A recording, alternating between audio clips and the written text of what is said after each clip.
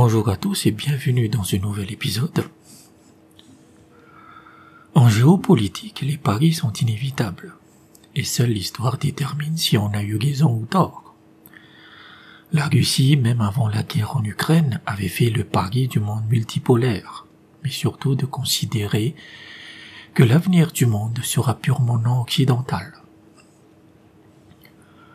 En mai 2022, la Russie a publié une liste de pays hostiles et amicaux. Et si on les superpose sur une carte, alors on a tout l'Occident qui est considéré comme hostile, avec les États-Unis, l'Europe, l'Australie, la Nouvelle-Zélande, le Japon, Singapour, etc.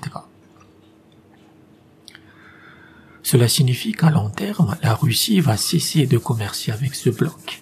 Mais la question se pose, est-ce qu'il peut gagner? Le bloc amical est composé du reste du monde, avec l'Asie, l'Afrique, l'Amérique latine et le Moyen-Orient. Et si on regarde le PIB du bloc occidental, alors on arrive environ à 51 000 milliards de dollars. En revanche, le reste du monde possède un PIB de 35 000 milliards de dollars. Cela signifie que sur un plan purement comptable, dans cette merveilleuse année de 2022, le bloc occidental est supérieur. Cependant, et par définition, un pari est sur l'avenir, et non sur le passé ou le présent. Car pour la Russie, le bloc non occidental est appelé à dépasser l'Occident dans les prochaines années. Et les prévisions le prouvent.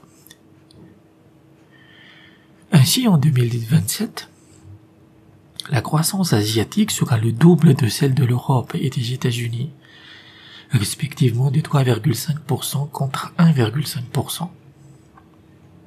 La croissance africaine est anticipée à 4,7%. Et le Moyen-Orient commence aussi à accélérer, notamment les économies pétrolières qui veulent diversifier leur économie et industrialiser leur territoire. L'Amérique latine pousse doucement sur le pied de l'accélération car sa croissance est prévue seulement entre guillemets à 2,5%. Mais c'est toujours plus que la croissance occidentale. Ensuite, vous avez l'inflation qui est en train de dévorer l'Occident à toute vitesse. L'inflation en Chine est de 3%. En Inde, elle est de 6% et 4,7% dans les pays de l'ASEAN.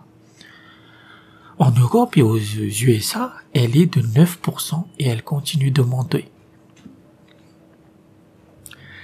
Il est vrai que l'inflation est beaucoup plus forte au Moyen-Orient et en Afrique, respectivement de 13 et de 12%. Mais on oublie aussi la source des richesses. Le PIB occidental est principalement produit par de la fausse monnaie imprimée en masse, tandis que les ressources naturelles se concentrent sur le bloc non occidental. En fait, l'inflation actuelle est entièrement fabriquée par toute la fausse monnaie qui a été imprimée par la Réserve fédérale et la Banque centrale européenne. Ce qui signifie que les croissances et les richesses de l'Occident sont fondamentalement factices, tandis que celles de la Russie, de la Chine, de l'Inde sont basées sur de la richesse réelle, loin des aberrations de la haute finance occidentale. Vous avez aussi le problème de l'industrialisation. Dans sa bêtise, l'Occident a tout misé sur le fabless. Et il a envoyé toutes ses usines à l'autre bout du monde, alors que le reste du monde s'industrialise à toute vapeur à l'aide de la Chine et de la Russie. Ce petit topo des prévisions financières montre que la Russie n'a pas créé cette liste de pays hostiles par hasard. Elle montre qu'elle sait choisir ses amis pour le long voyage de la multipolarité qui sera le futur de l'humanité. Merci d'avoir écouté cet épisode et à bientôt.